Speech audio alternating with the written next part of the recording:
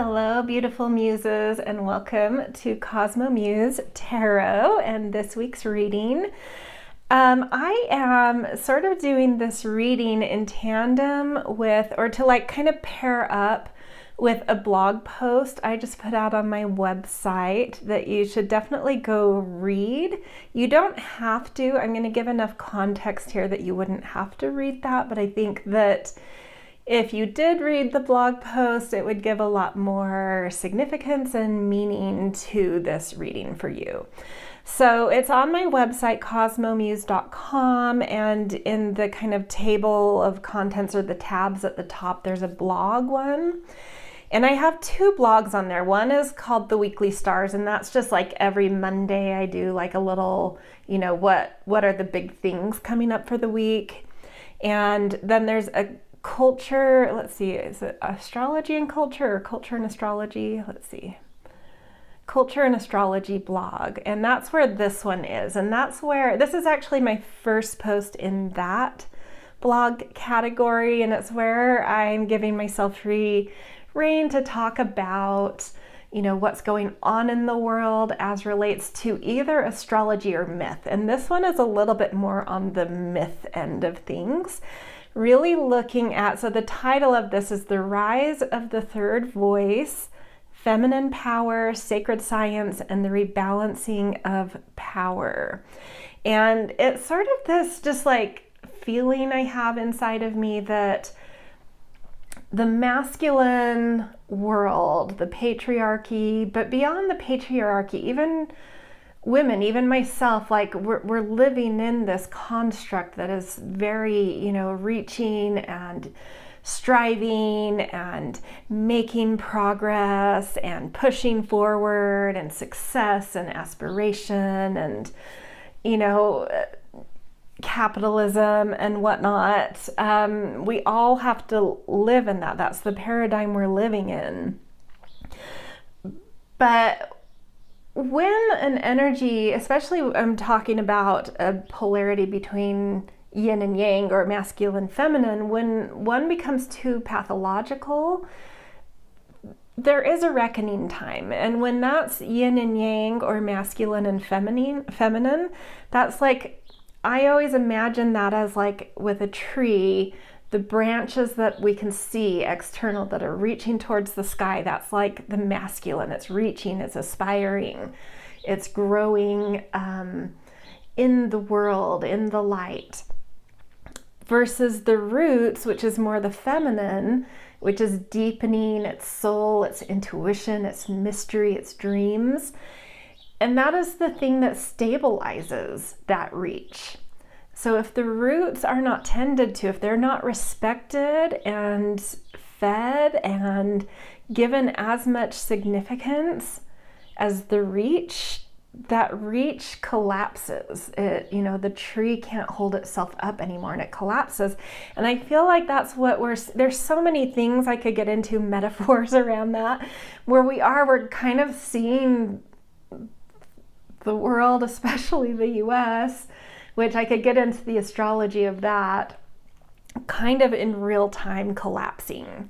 But that's exactly what goes back down to the earth for the feminine to feed on. And I just feel like we're right at a tipping point with this. And I feel like we're about to have some more feminine powers rising up, because that falling of the masculine is starting to feed that and something growing there because it's needed. So this tarot reading is layering one more thing in, astrologically, we are in kind of an Aquarian time,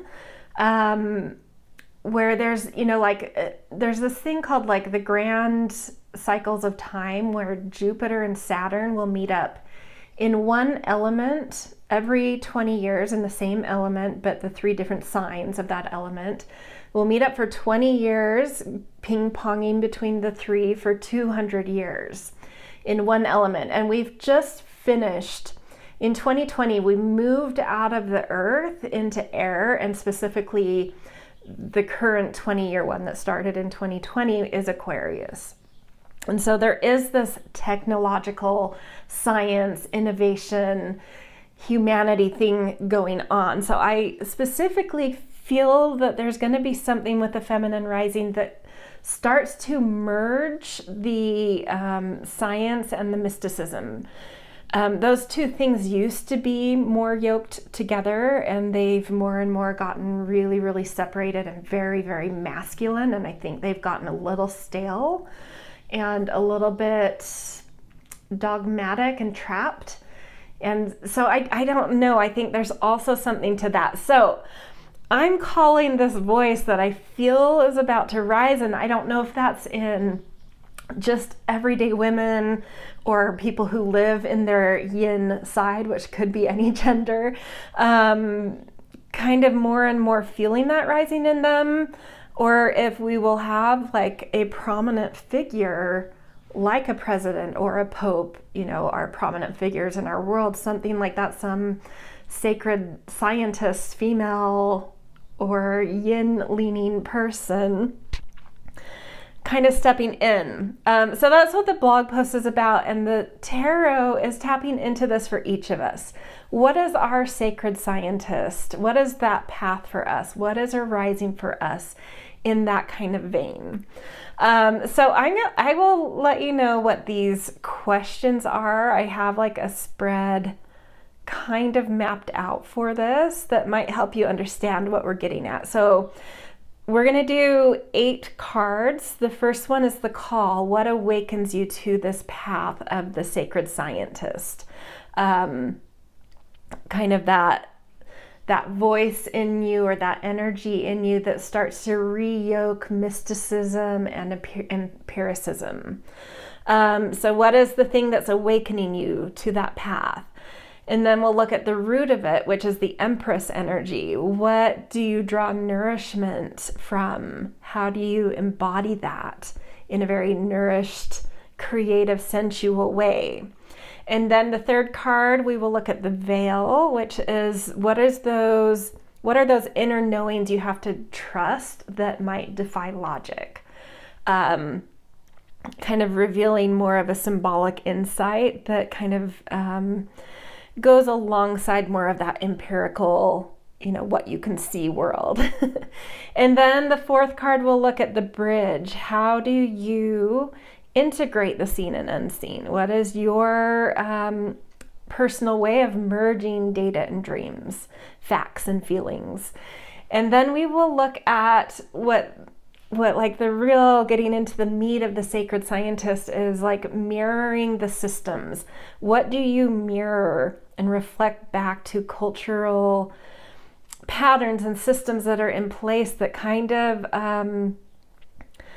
help it, you know, that challenge it a little bit? So this is one that shows like what is the ideology, assumption, institution that your sacred scientist naturally challenges. There's no like efforting that you have to do. It's like something that your energy naturally just does challenge. And then we're going to look at that third way. So your sacred scientist, as it starts to rise, as an archetype within you, what is that alternative thing you are carrying into the world? That third way that you see, like a different perception, a tone, an ethic, a myth that you offer. And then we are going to look at the impact that you might leave behind based on how your sacred scientist is starting to pattern and play out. Just seeing that ripple effect. You know, it may seem small what you're doing in your everyday life, but what is the ripple effect? And how does that influence quietly the collective, or powerfully, even loudly, you know? And then the last card we're going to do will be looking more into the future. What does the future remember about me? So based on how this myth and archetype is kind of like weaving into how you live, what kind of legacy is that going to end up leaving behind? So I hope that sounds interesting. I hope it makes sense. Let's dive in. There are 3 piles here. We are going to look, just a reminder, at your sacred scientist path, like the path of your sacred scientist. So pile 1, that's your card. I'm just letting these be a little abstract. These are tarot cards, but I'm not really reading which ones they are because they are going to be part of your spread, one of those cards. Pile 2, we have more kind of greens and turquoises in this card. And pile 3, more kind of, little dots and circles within circles and circles surrounding circles. So those are your 3 options. Let me straighten them out for you a little bit. Okay, when you feel ready, you can pause this, tune into those 3 images, feel which one is calling you in kind of like this new archetype that's just starting to seed, starting to kind of sense a voice within something coming up. And when you're ready, I'll see you in your piles, and timestamps will be in descriptions. All right. Hello, pile 1. So let's dive into your reading where we're going to be exploring an archetype called the Sacred Scientist that's a little bit more yoking the feminine into this Aquarius time we're living in, yoking mysticism and mystery alongside empiricism and science and innovation. And, seeing what's gonna, this archetype in you, how it's arising, what it's about, what's coming forward. So to start the reading, the first card we're doing is the call. What is it that awakens you to this path of the sacred scientist? What awakens that voice in you, that archetype in you? And that's what this card represents, that was representing your pile. And for you guys, this is the 8 of freedom, or in traditional tarot, that would be the 8 of swords. So this is something about feeling like you're being held back by the systems in life, by the masculine world of empiricism.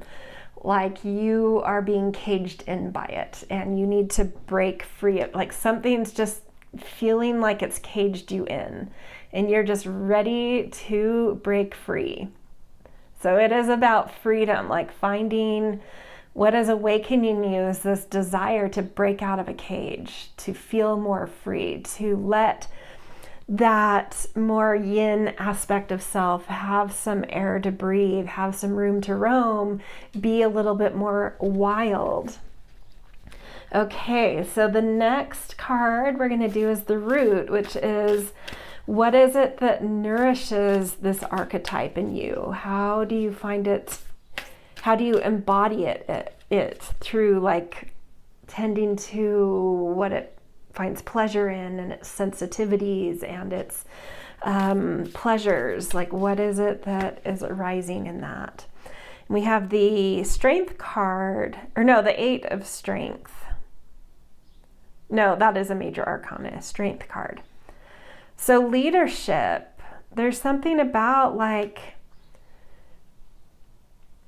being able to, and I actually love the strength card for this reading because it is kind of gently yoking that yin and yang to be more knowing how to be in the moment, what side of you need to pull forward or back in any given moment in order to inspire and lead and create. And there's something about doing that, and it really is about being centered in your heart. Your heart can naturally do that. So there's something about like being in your heart, moving from heart, that really nourishes this archetype in you, that really helps it to find its voice, find its footing, find what, how it embodies itself in you. Okay, let's look at the third card, which I'm calling the veil. So what is this, like an inner knowing that is coming up due to this archetype rising that you need to trust, despite how it might kind of defy logic? Ooh, we've got the messenger of courage.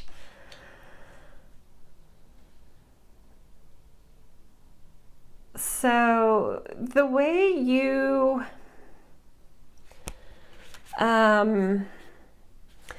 it's like the way you are creating new connections in life, whether it's to information or with other people or in community or with peers.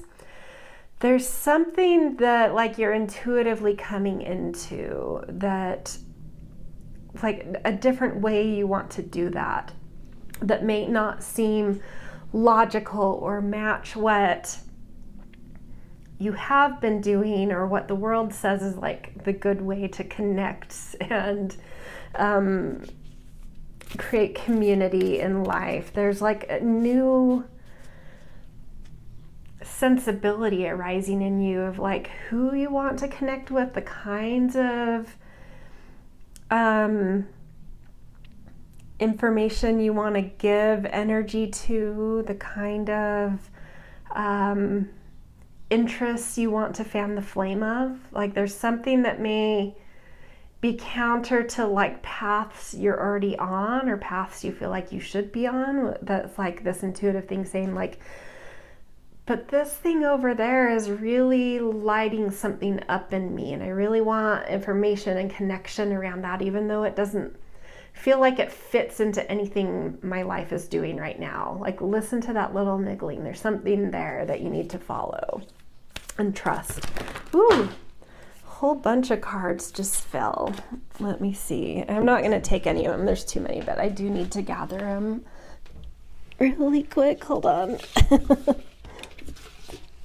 Okay. Okay, the next card we're going to do is what I'm calling the bridge. And it is going to be looking at the way in which you integrate the seen and unseen. So what is your style in this rising archetype? What is going to be the style for you to kind of merge data and dreams, facts and feelings, that kind of thing? Science and soul. What is this archetype gonna like? What is its natural way of kind of being able to yoke those and integrate them? Oh, I love this. Death. The death card, transformation. Yours is an alchemy, so you're not finding a way. It's like less about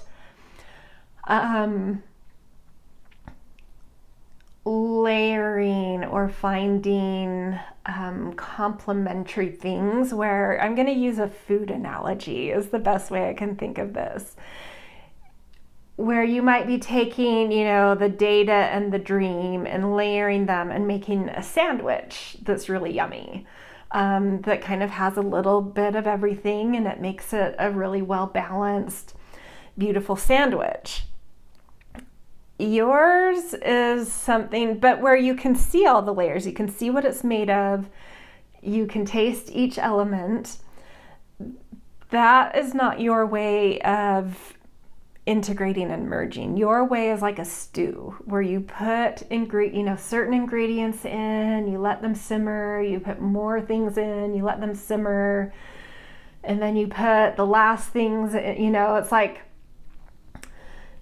veggies and spices first, and then you layer in with like some wine and some other layer of something, and then you put in like the meat and some other things, and then everything stews together for a full day. And at the end, you can't completely identify each individual thing the way you could with a sandwich, but it's like everything is broken down and come together to make something new. And so you make something new. You have an alchemical process in how you merge the seen and the unseen, the, science and soul, facts and feelings. There's something you transform and bring something like original into being, which is very cool. Okay, we are going to look at the system mirror now. So what does this archetype rising in you naturally challenge? Could be an institution, an ideology, an assumption. We'll kind of see what comes up here. But what does this archetype in you naturally challenge? Six of Courage. What success is in the world? What victory is in the world? You challenge that. What is deemed successful or victorious? There's something that your sacred scientist kind of like pushes out and says, is that successful? Is that what we deem victorious? Is that what we're aspiring to view victory as, aspiring to see victory and success as? Like, something's not right there. So it's not like an institution, or it's more broad. It's not like I guess you could say it's an ideology, or an assumption rather than an institution. It's a more broad thing, like looking at society and being like, why are we saying that this is the thing we are all looking for or assume is a success? Is that a success? I don't know. Yeah. So you're shaking up, like, I don't know, assumptions. Okay. What with this archetype is the alternative that you carry into the world? Your creative third way. It could be a tone, an ethic, a myth. We'll see what comes up here. One of intuition. You bring in a power of, like, the power of feeling, the power of soul, the power of sensitivity and fluidity, the power of the feminine. That is just something you anchor in, that this archetype is bringing in. It's just like pure feminine energy, or I should say pure yin energy, because there may be, you can be whatever gender you want here, and still have this sacred scientist. So it's like pure yin energy is something that this sacred scientist in you is like a tone you bring in with your third way, that is an offering, that this archetype in you weaves into the fabric of your life, into society, the ripples of things. Is just like strong intuition. What is intuition? How do I know if that's intuition? How do I trust intuition? Just really giving a lot of power to that. Knowing how to do that. That archetype showing up in a very empowered understanding of that. Yeah. Okay, and then what I'm calling mycelial legacy. What is the unseen impact you might leave behind? Kind of the way fungi spread underground is the same thing of like the ripple effect I'm talking about here. What is that just influence that just naturally, under the depths of things holds influence and spreads? So that kind of underground influence that this archetype has for you. 5 of Freedom, and it was in reverse, which is the best way for the 5 of Freedom to be, which is the 5 of Swords. it is this being able to see from the get-go where there are lose-lose situations. And so cutting things out, being able to point it out and being like, this is not a fight worth fighting. Nobody wins here. Stop. Like, we're not doing this. This is a win for nobody. It's like you can spot that immediately. And the way you spot that and the way you help to curb that and uproot that and eradicate that spreads. Whether or not you see that or understand that, the way you have, the way that sacred scientist can see that and deal with it and put a halt to that, like it sees the pattern so early and so quickly. And yeah, so it's also interesting because another realm of how this goes unseen is like we don't see what does then happen if you weren't there to check that into place, where, you know, these big rifts open up, big gouges open up in the world between groups. But your beautiful unseen ripple effect is creating more peace in the world.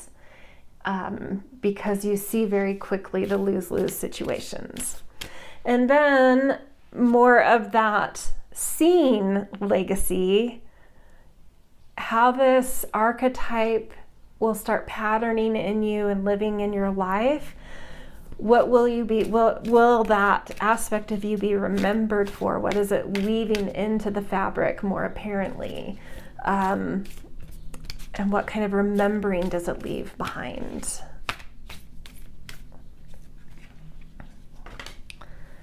Initiate of courage, beautiful, which is a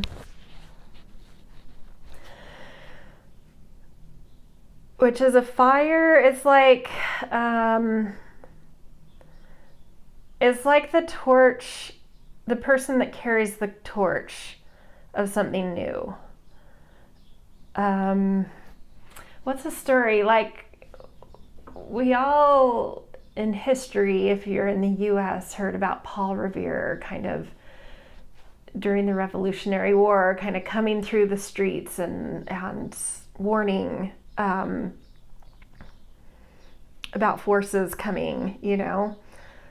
Did I get that right? Oh my gosh, it's been so long since I've done general US history, but you get the idea. Someone that's carrying an initial torch of something creative, something passionate, something idealistic. It's you're like a torch bearer. You're bringing a new, like, you'll be remembered. The way this archetype is weaving into the fabric of your life, it will leave a legacy of, like, you introduced something new, a new spirit of something, something that was passionate, something that was exciting. But we're like brought a new energy into our world, or into the fabric of the world around you and your communities in your life, or more broadly, you know, you never know how big those ripple effects get. So, okay, to end this, we are going to get a general archetype card to see how, like, just a little bit more of like a packaged archetype. I wanted to leave this till the end because I didn't want to like confine this archetype since it's something that's like new. But I thought that by the end, because there is some abstraction here, that it might help to see a little bit more, like a little more packaged quality to this archetype. Like if it were to be packaged, what do we have? It's something we would already recognize. So it's more like a cousin. Like this isn't the actual archetype, because what we've been talking about is, but it like relates to this archetype that comes out, be like similar to that. Ooh, the fault line, which is, you know, that ability that does tie a lot of things up, that ability to see where there are cracks, to see where things are already breaking or fragile or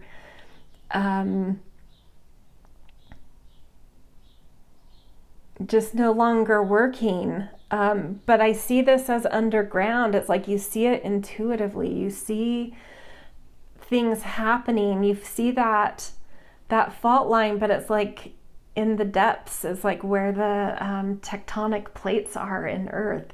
It's like you can sense that where there's about to be an earthquake. And knowing then, because of that intuitive trust that you have and that strong intuition you have, knowing how to adjust people or prepare people or generally, you know, squash some things that are causing that friction before it happens. So this ability either to prepare people and adjust people or calm people. And I guess it depends on what your intuition is saying, is like, this is coming no matter what. Then I know how to like prepare people and make adjustments and get people ready for that. Or if it's something that it's like, well, if I do A, B, and C, this fault line may not go off, you know, so how to like squash something before it happens. But it's that trusting that intuitive thing inside, where it's like there may be some data coming up, but it might seem abstract in the form it is, but your intuition is like, yeah, but these are making interesting connections, and I just feel it. I just feel this is leading to this and this and this.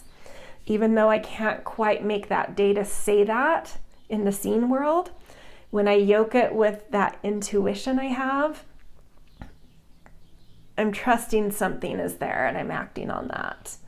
That's kind of what that feels like to me. So really cool. It is like this very, very powerful kind of, it's like you see patterns that are really elemental in nature. And just like knowing what to do with those to either deal with or squash fractures, you know, very, very, I don't know. That's just really impressive to me. I do not think that is my pile. That is huge. That is so cool. Props to you. And I hope that Sacred Scientist comes out, because we need so much of that right now. Like huge needing that in the world. So there you go. All right. Go read that blog post that goes along with this if you haven't. You know, if you didn't read it, but then you listen to this and it really like captured you in a certain way, then yeah, go read the blog post. Link will be in the descriptions, and I will see you guys in future readings. Of course, like, share, subscribe always helps, and I will see you later. Hello, Pile 2. Welcome to your reading, where we are going to look at this new archetype that I'm generally sensing is rising, but looking at it like, how is that manifesting for you? How can you recognize this within yourself and start to embody it and pull that archetype out more, which is the Sacred Scientist, the yoking of mysticism and science, the yoking of fact and feeling, the yoking of data and dreams. Like, how are we bringing the feminine into the fabric of this kind of like Aquarian time we're in? So to jump off into your reading, the first card we're doing is the Call. What is the thing that awakens you to this path or awakens this archetype in you? And that is this first card that represented your pile. And you guys have the Chariot. So this feels like it's not necessarily something in the external world per se that it kind of like awakens you, but it's just that like you're pulling yourself together. You may feel like these disparate parts of yourself, this aspect of yourself that was like experimenting over here and experimenting over there, and maybe going down this path and maybe going down that path, and just like trying a lot of things, but it kept you from really like moving forward in a really aligned, clear path, is starting to, like, all these disparate things are starting to pull together. It's like you're pulling your life together, you're pulling your focus together, you're starting to understand what aligns and brings your energies together into focus in order to move forward in life and gain traction. So it's like this internal thing. There could be things external to you that are helping that or guiding that, but in general, it's like something within you is pulling together. You're pulling your life together. You're pulling yourself together. And something about that is awakening this sacred scientist within you.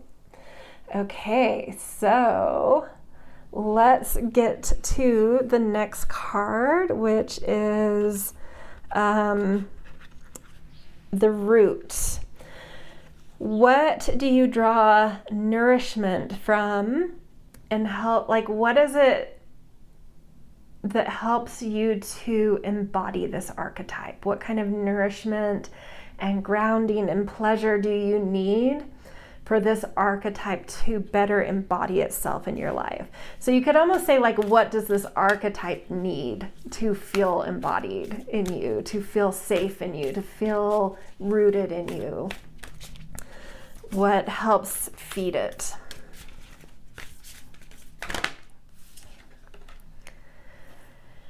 And we have the Eight of Wands, and it did come out in reverse, so that's slowing life down a little bit. You may be someone that likes for things to happen quickly, or you know how to make things kind of bam, bam, bam, bam, bam. But there's something about like slowing things down to do them more thoroughly and to check in with your intuition and check in with your inner self, instead of just like, you know, okay, I need to do A, B, and C because I have to get here and this is what you're supposed to do. It's like, yeah, I can make things happen quickly there, but does it actually make me happy? Like, do the results I get, even though I get results, do they actually fulfill me? And if you were to slow down a little bit, check inward, like, well, why am I doing this? What do I hope to get in terms of a sense of, like, what would bring me a sense of fulfillment in doing this? And how could I tweak this so that it is more fulfilling and makes me feel, instead of like getting a result of some external thing, getting a result of how it makes me feel? And so kind of like there again, kind of yoking some of that feminine into your quick action energy will really help to nourish this sacred scientist in you, help to feed it, establish it, get it kind of on its feet and present and embodied in you, is starting to ask some more internal questions, do a little bit more fine tuning to your actions and objectives that align more with how they're gonna how the outcome is going to make you feel, rather than how the outcome is going to look or succeed, you know? So okay, so the next card we're doing is I'm calling it the Veil. So the inner knowing you must trust, even if it defies logic. So how is this inner or sacred scientist trusting that intuitive sense?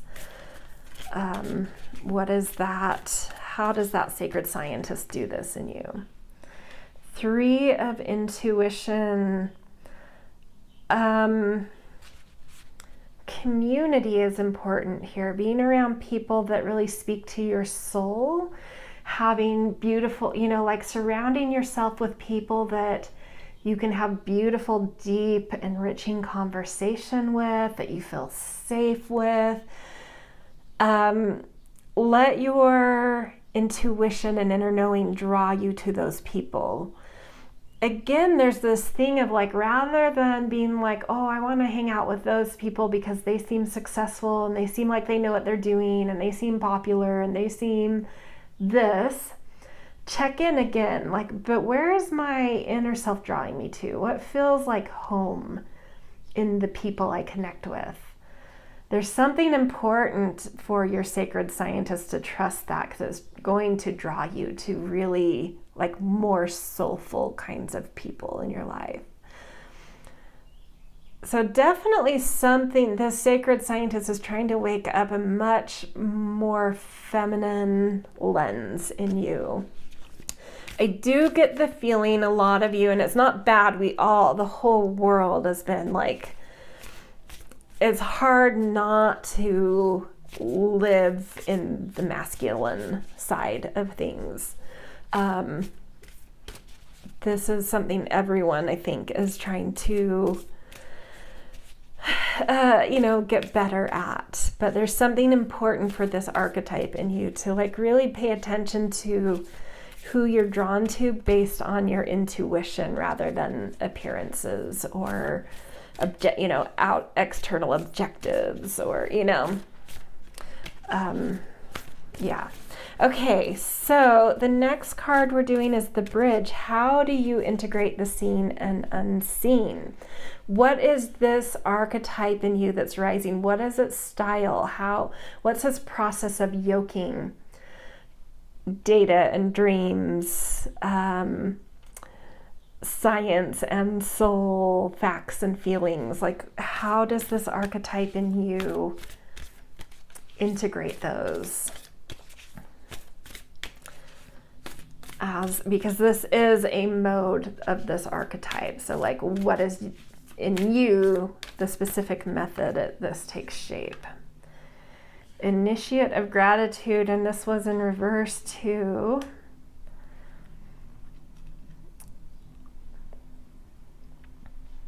It's questioning your immediate impulses.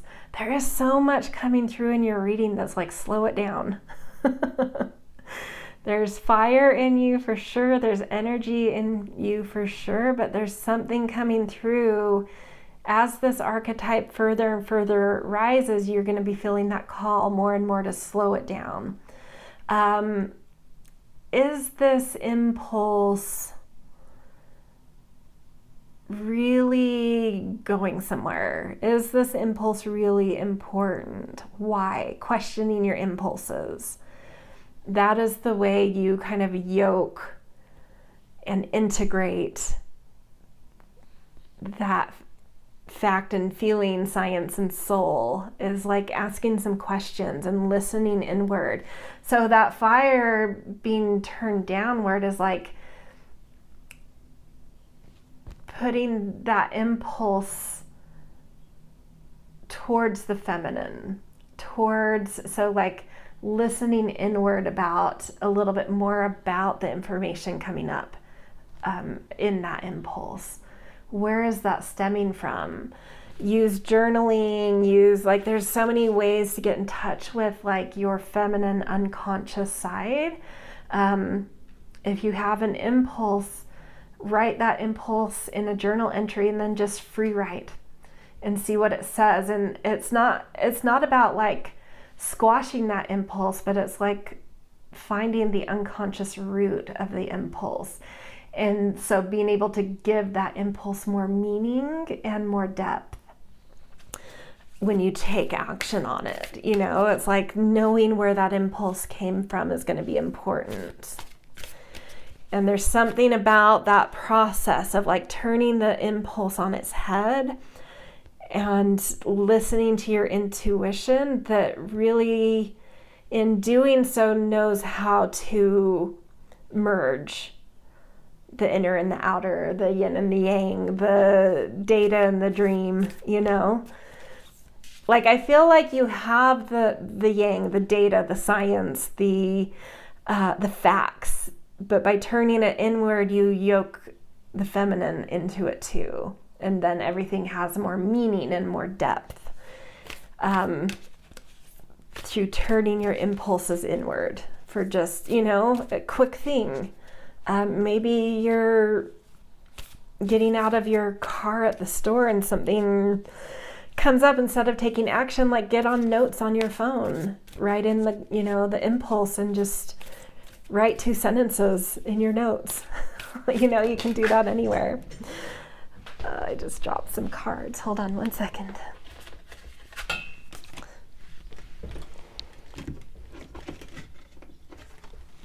Okay, next we are going to be looking at the system mirror. That's what I'm calling card 5, the cultural pattern that that this archetype in you disrupts or gives a reflection back to, so it can see itself without distortion. And it's generally like, what does your sacred scientist naturally challenge in the world? It could be an institution, an ideology, an assumption. So let's see what comes up. So this is kind of the revolutionary quality of this archetype. What does it naturally, like there's nothing you have to do. It's just like as this archetype rises more and more in you, it will just naturally challenge. Courage of creator. Queen of Fire. Oh, very interesting. This is like challenging those who identify as female, but who are living in the masculine. You naturally challenge that. That's fascinating.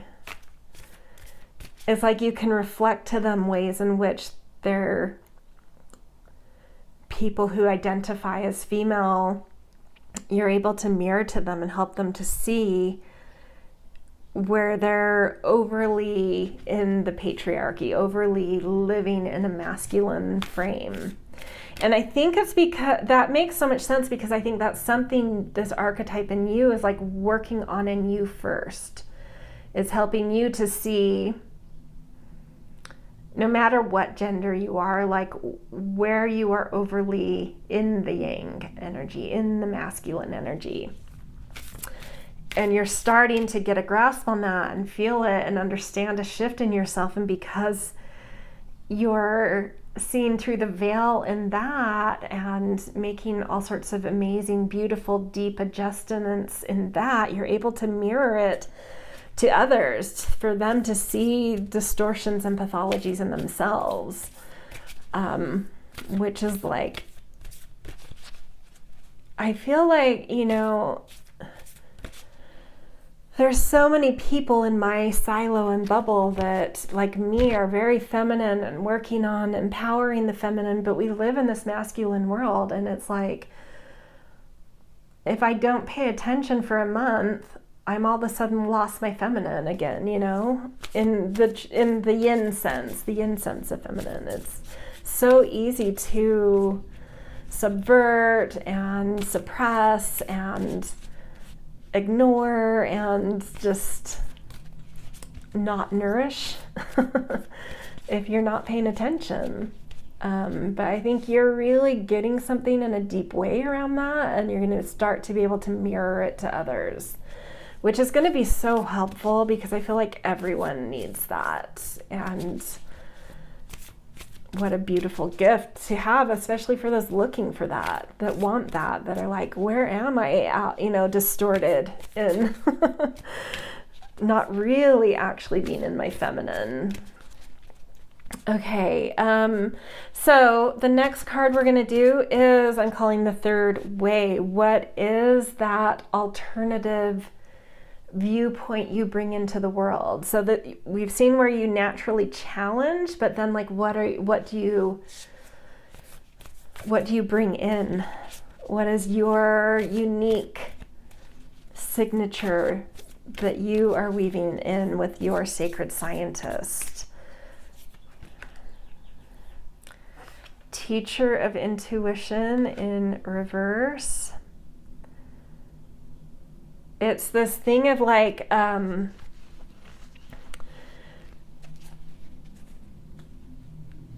being able to show people that their own intuitions are the best teachers they can tap into. While it's great to have external teachers and people with lived experience in this and that, and people that have studied, that are experts and authorities and this and that, and like always feeling like you need to know more. When it comes down to really embodying and anchoring things in our lives, we have to have our own experiences and be our own teachers in really integrating things and knowing how they tie in for us uniquely.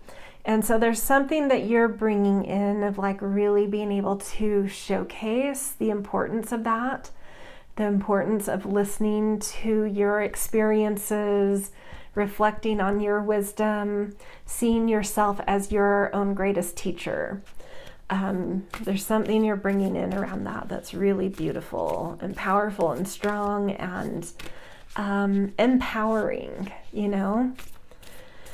And then we are going to, second to last card, look at that, what is sort of the unseen impact you have, that mycelium network that's underground that we don't see, but that is so important and so impactful in the way it connects the world under the surface of things. That unseen communication and connection that makes ecosystems thrive. What is your unseen impact with your sacred scientist? 10 of intuition, composing, true artistry. You are like, it's like the more you get a hold of like yoking your feminine and masculine and really trusting intuition and that inner self, the more you really know how to hold life with comprehension and space and compassion and heart, and orchestrate things and let things orchestrate. And it's just like space holding that allows composition to come together. And it's just this kind of like natural quality that's going to start arising more and more. And it has a ripple effect to create more compassion in the world, more space holding in the world. You have an effect, this archetype will have an effect that influences others to give space for things, to let things have space to comprehend and congeal in composition, and allowing a little bit of chaos because there's creation in the chaos, and being able to hold space for that. It's like your energy just very softly ripples out with that and influences out with that. And then looking more obviously like the legacy you would be remembered for, like more seen for in this archetype and what it is and will start weaving into your life. What kind of legacy will that leave? The more seen impact and influence, the more acknowledged at least. And we have the Fool in reverse, which is so interesting, coming under the Initiate of Fire in reverse. It's like being, all of these reversals feel like they're pointing inward to the feminine. So that Fool pointed towards the feminine is like willing to be a beginner in feminine things, in discovering the feminine, in recognizing that you have a feminine side, in passionately, newly embracing this whole new inner world with fervor, with excitement, with like, whoa, I had no idea how little I was aware of the feminine, and now that like I see it, I can't get enough of it, and I'm just like leaping and leaping and leaping time and time again. In my innocence, in that, in my naivety, nativity. I can't say that right.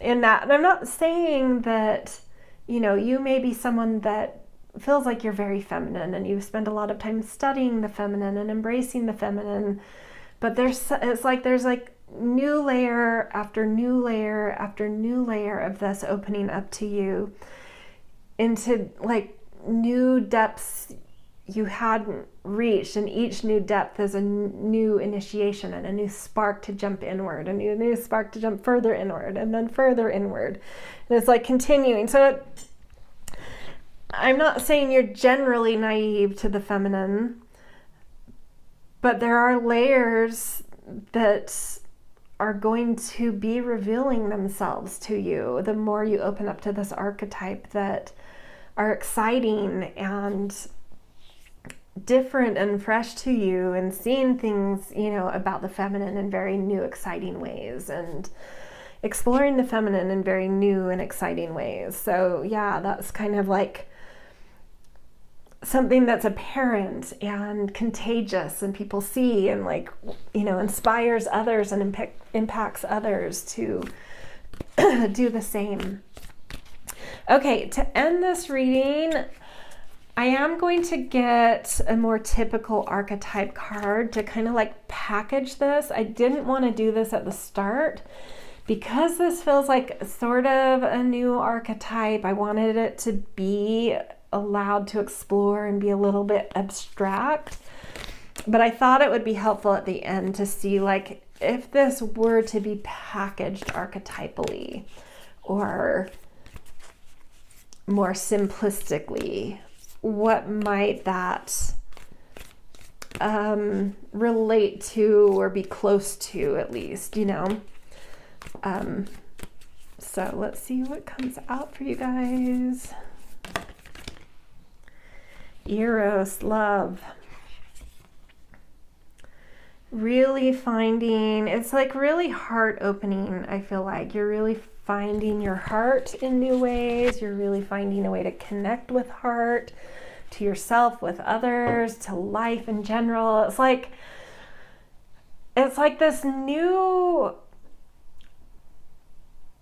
archetype of the romantic suddenly springs forward in you as this sacred scientist comes out, and it's like you're seen. And I love, like, with that Fool in reverse and the initiate of gratitude in reverse, it just feels like this fresh, it feels like a new archetype in you, like one that really hasn't and I know in general I'm talking about this as a new one rising up in people, but like this will feel, for some people it might resemble archetypes that have kind of been there, or it's not such a departure from other archetypes that they already play off of a lot. But for you, I feel like this is like a very different side of yourself coming up. And it's going to feel so fresh, and it's going to give you just this romantic outlook on life. It doesn't have to be about love relationships. It can just be your lens to life. Like you're loving life, you're in love with life. Everything's romantic, everything's poetic, and fresh and youthful and beautiful. It's like this new quality in you that is like seen in a totally new way, and it's just awakening your heart with fresh energy. So really beautiful. Love that. So cool. These have been very interesting, and I love what's coming out, because pile 1, pile 2, and I'm sure pile 3 will be that way. It's just like things we so need in our world right now. So I love it. Hope that you connect with this. Hope that you really nurture and bring out your kind of Eros sacred scientist. And if you hadn't read the blog post that this is like teamed with, and this reading really resonated with you, do go check that out. It might mean even more to you afterwards. But in general, if you did like it, always appreciate likes, shares, subscribes, helps other people find my content. If you think other people would like it, that is so helpful. So anyway, do that, and I will see you in other readings. Hello, Pile 3. Welcome to your reading where we are going to be exploring a new archetype that I am sensing coming up in the world and hopefully within each of us. So, excuse me. Which is the sacred scientist, which is that ability to really bring more feminine energy into this Aquarius time we're living in, this scientific time, this very masculine time. Like, how do we bring up a new archetype that really starts to better yoke kind of mystery and science, logic and feeling, just like a little bit more well integrated, feminine qualities woven into this modern time we are in. Like, what does that look like? So to start this reading, the first card we are doing, I'm calling the Call. What awakens you to this path? And that is the card I used to distinguish your piles. And you guys have the Teacher of Courage. I do feel like this is the pile that already knows something about this archetype. I think there are a lot of people that have lived with this archetype for some time. It just isn't one that's like in the zeitgeist, that's popular, that people are interested in hearing from in a popular way, in a broad collective. There's niches, of course, spiritual communities and whatnot. There's a lot of people that aren't just into the woo-woo, but like really love science as well, and like empiricism. And I feel like you're one of those people that maybe you've got like a degree in a science, but you're also a very mystical, spiritual person. There is something in you that is very wise already, very experienced already, but also feeling, I think like me, feeling that call of this archetype like in the fabric of our world being called for, feeling like it's ready for this archetype to step forward, feeling like, yeah, like it's been there and I love it, but like I just have that sense that like I don't really know that this is an archetype that will be broadly embraced.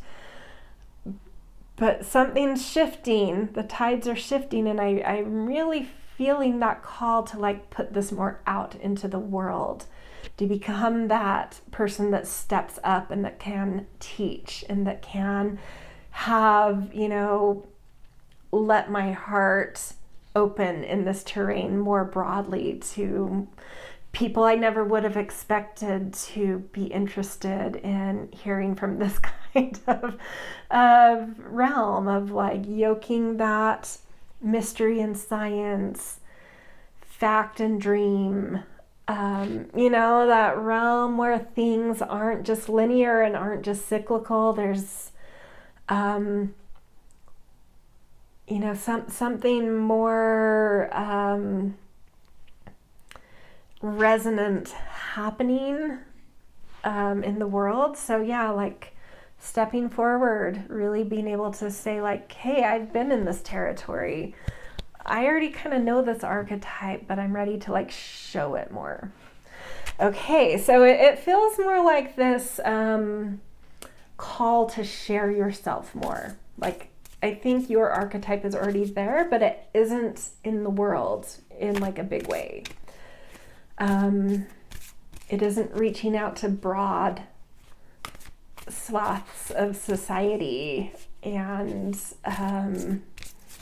it might be just like tucked away into a niche area, and it's like, how do I open this up more, to be more seen and reach more kinds of people?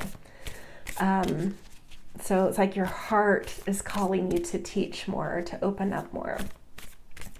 Okay, so let's look at how do I'm going to tweak some of these, some of the, like I have a spread already kind of mapped out, but because like I feel like you're already somewhat in tune with this archetype in you, I'm going to tweak how I'm reading these a little for you guys.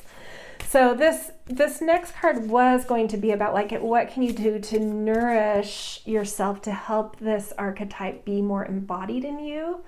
But for you guys, I want to say like how can you take care of yourself to make this archetype in you more courageous, more more open, more brave? What can you do to empower it in terms of how you nourish it and nurture it and embody it?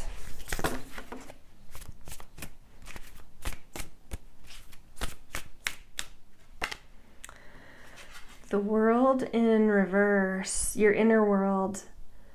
Explore your inner world more, like write stories, journal, dream.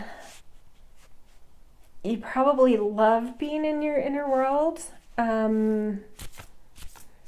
But it's like this is saying this is going to really help you embody and be more courageous with your sacred scientist, is like really tuning into your inner world, tuning into those things that instead of being like, what's going to make me feel successful in the world, flip it and be like, what's going to make me feel fulfilled inside of me. And like spending time on those kinds of questions inwardly and nurturing that and finding strength through that, like checking inward around fulfillment.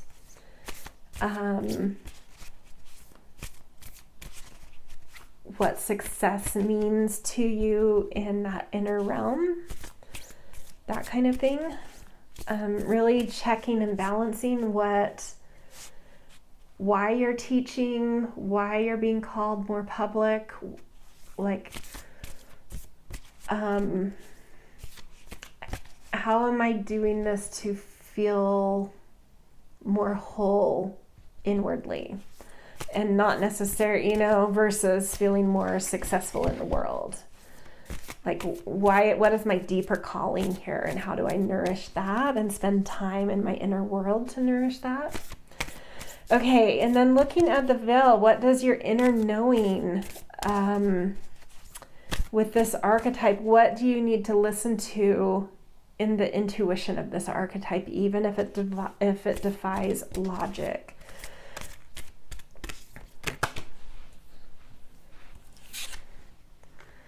We've got 7 of intuition. Choices. When there are things in front of you, because I do feel like this archetype is going to be more and more craved and looked for, there may start to be a lot of opportunities or different kinds of paths open to you that just weren't in existence before. And it's like, trust your intuition on what you say yes and no to. Do not look at outward appearances. Not all that glitters is gold.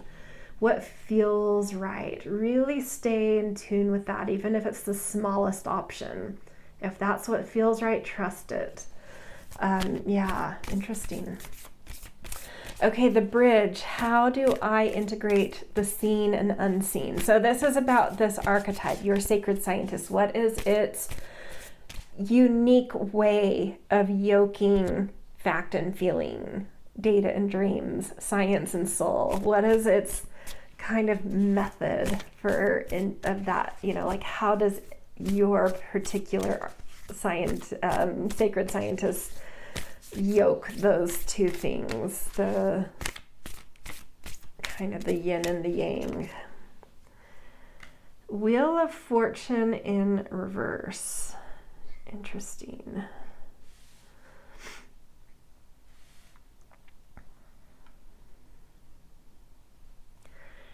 It's like Oh man, and this card looks like the planet Jupiter, and I think, can't remember if the Wheel of Fortune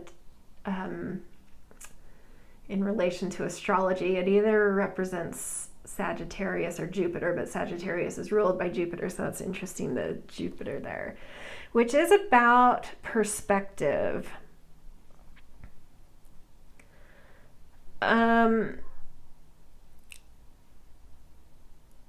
I think you have certain lived experience that you know how to rely on and go back into to see arcs of time, to see narratives.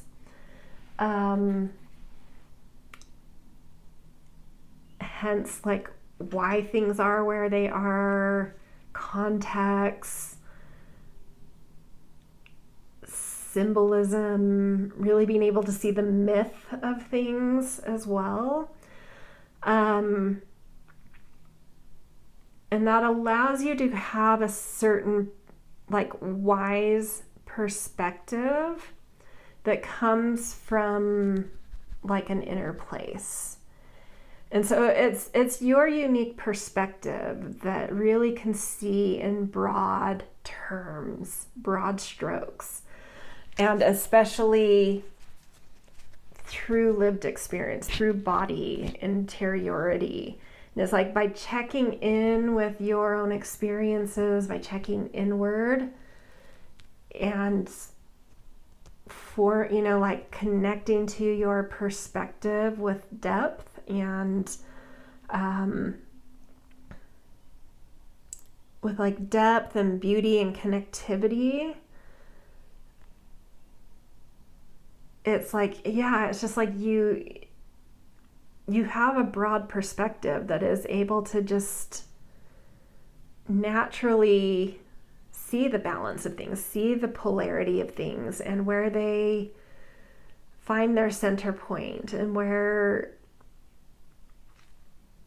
arcs of time and narratives have shaped, you know, the data in the dream. And so being able to see where those connect, being able to see where there's common ground there and shared history, or things that bring their narrative into sync, you know, it's like broad view stuff, wisdom, sage. It's like sage energy of like really, really sage, but deep and soulful wisdom that knows how to like see the two sides and bring them. It's not about like yoking them or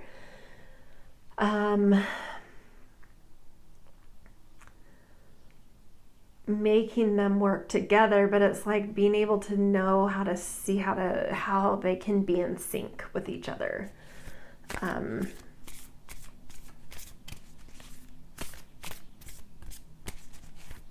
How every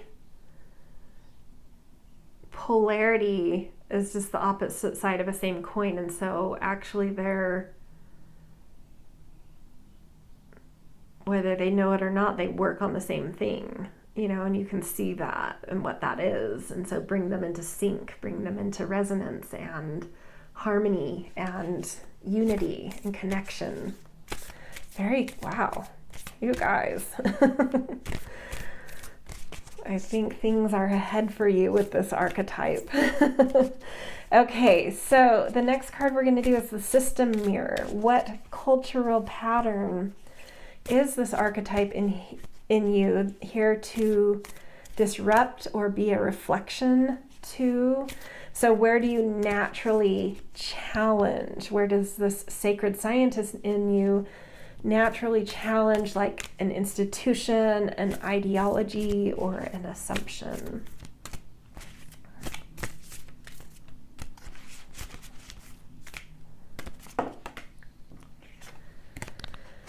And we have judgment.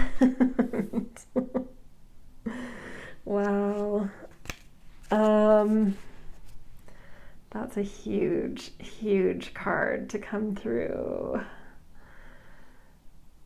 I mean, yeah, all I can say is like the more you allow this archetype to rise up in you and be seen and be in the world, the more you're generally awakening people to the importance of this archetype.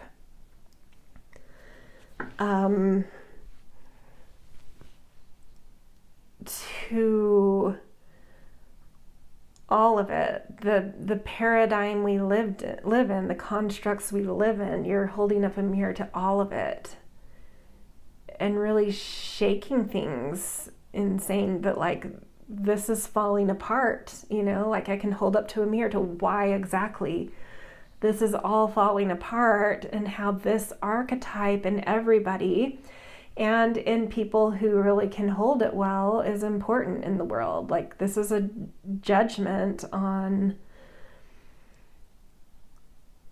holding up the mirror to the world, that, like, we need this kind of archetype more now than ever. And so anything is like anything you come into contact with, an assumption, an ideology, an institution, you put a mirror up to it for them to see where they're lacking in not integrating this archetype into their existence. Yeah, wow, okay. I feel like very intimidated by you guys. Okay. All right. Next card is the third way, your archetypal alternative. What is it that you in your archetype carry into the world? So the one we just did is like the mirror you hold up, but now, like, what are you bringing into the world with your archetype? What is your third way?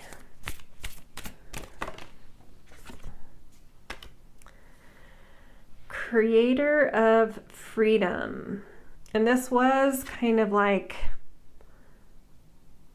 I don't know if it was totally upside down. We'll read it neutral, kind of like it was pointing not to the upright masculine and not to the downward feminine, but like the harmonized energy of this. Just for the ease of me reading that, I'll put it up, but that's like, I want it on its side. Creator of freedom, that's Queen of Swords. And so it's like, I love that for this archetype. This is such a perfect, Queen of Swords is like an embodiment of this archetype. Like, you just are this archetype. And it is being able to bring in a very nourished mind, a mind that can hold imagination and empiricism, that can hold dreams and facts, that can hold mystery and logic, that can hold intuitive and science, like, you know, a nourished mind, and how to use it with lightness, you know, not with the severity, but with lightness. You know how to use your voice clearly but lightly, sharply but softly. You know that exact balance point of strong and soft, you know, and it gets things through. And I love the title that this tarot deck uses in relation to how this is showing up, Creator of Freedom.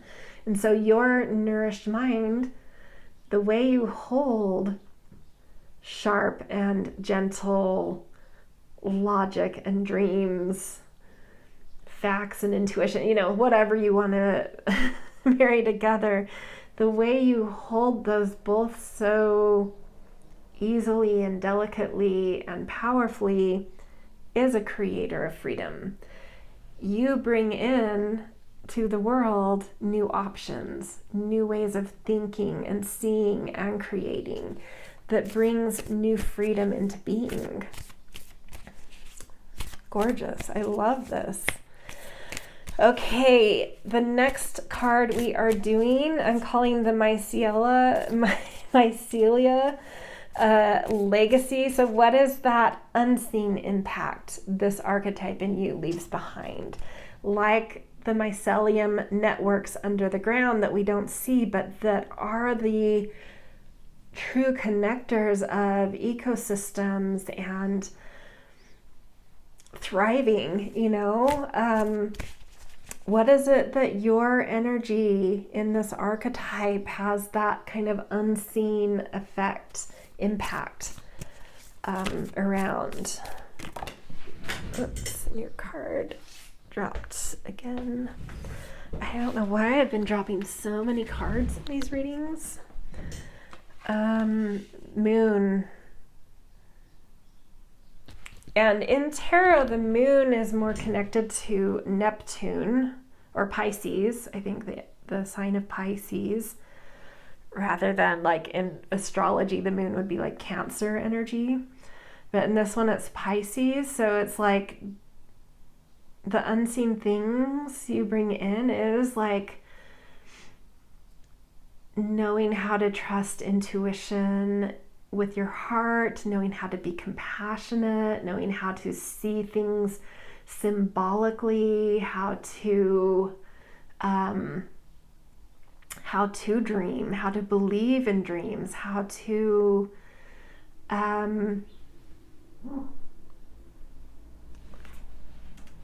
embrace, the mystical side of life as real and a connector and something that brings things together.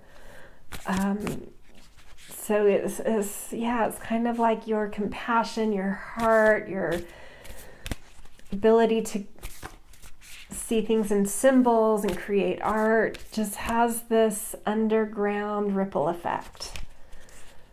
It's not like this obvious seen thing, but it's just felt, it's just there, and it does impact in a big way.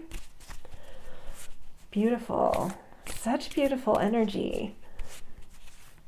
Like I'm seeing, it's so interesting because there's been like these really powerful things that have come through that have been intimidating, but then there have been these like really soft, gentle things that have come through, and it's just like, yeah, you really got this archetype in you. It's already just so strong. Okay, last of the tarot cards is what I'm calling Mother of the Next World. This is more of the legacy of this archetype in you. What would be remembered about this archetype? The more, if you were to really unleash this archetype in the world and let it be a prominent aspect of you, what kind of legacy would it leave behind? So the seen ripple effect, the seen acknowledged aspect. Creator of intuition, King of Cups. Bookending your reading in these, Queen of Cups. You've got two queens, Queen of Freedom and Queen of Cups. So just like a very, it's like an artist, the soul of an artist, the soul of a storyteller or poet, leaving behind like a legacy of like deeply caring, of being connected to your sensitivity and emotion and creating through that and nourishing life through that, and just a creator of intuition. I love these titles with the queens. Well, in all, both all the queen and the king, the teacher of courage, that's what awakens you. Your creator of freedom is how you, is your gift with this archetype. And then the creator of intuition is like the more obvious legacy it would leave behind. So amazing, beautiful, and very powerful. Like, you guys are more than anything just being called forward. Like, I think you're in that like early initial rebel force that you know, this archetype in you was already developing in preparation, you know. Okay, so to end this, we're getting one oracle card, an archetype card. I wanted to save this for last. I didn't want to do it at the start because this sacred scientist is sort of like a newish archetype that I'm feeling being drawn out of us in society more and more. So I wanted to let it have some abstraction and room to explore and not like package it yet. But at the end, I thought it might be helpful to package it a little as like, if it were to, and I'm not seeing these archetype cards as like this is the package of your archetype, but it's like if your sacred scientist were to closely relate and connect to an archetype that's already kind of like known and present in our lives, like what would that be?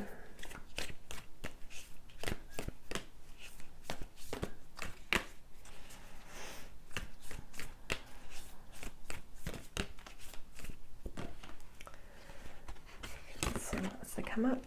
The Judge.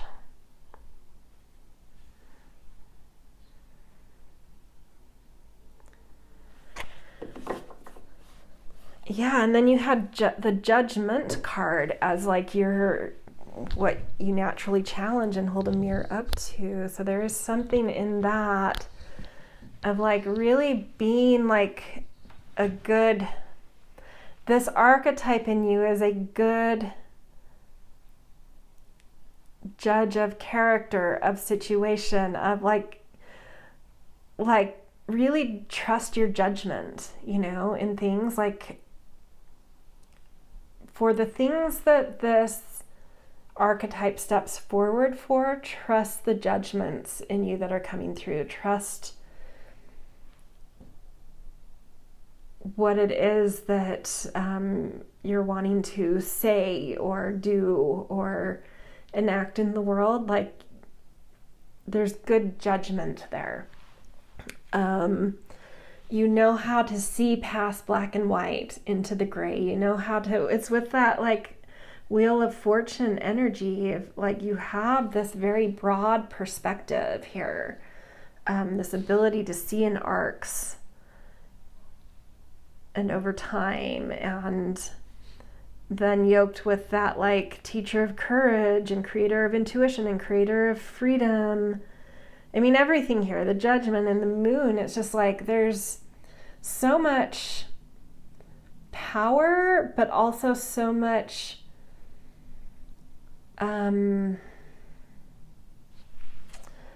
heart and soul at the same time. Like there's just a lot that this archetype in you has to lean on and pull from, and it's almost always going to be like a right in the correct judgment of things. So trust your judgment. Very cool. Wow. So needed. I loved all three of these readings, and all three of them really showed different ways this archetype might be coming up in us and that are so needed. Every single one of them was like, yes, please, can we have more of that in our world? We need this so badly right now. So I think for you guys, it's more about having the courage to step out a bit more, step out and up to the plate a bit more, and show this archetype and bring it out of you a little bit more broadly to more types of people, more different kinds of opportunities, you know, just like share it more openly, sort of thing. Okay, this is where I'm going to leave you guys. If this did resonate, first of all, I would say if you haven't read the blog post that pairs with this, go read that. It's going to be linked in the descriptions. But also, if you did resonate with it, likes and shares and subscribes are always super helpful in getting, you know, more people here, especially if you think other people would. love to see this or should see it. You know, we want to spread more of this archetype in the world. So hopefully everyone that sees it, it kind of helps to call this archetype forward a little bit. And yeah, good luck with this. I am very impressed with you guys and excited, and hope you all step up a little bit. A lot, I guess. And yeah, I will see you in future readings.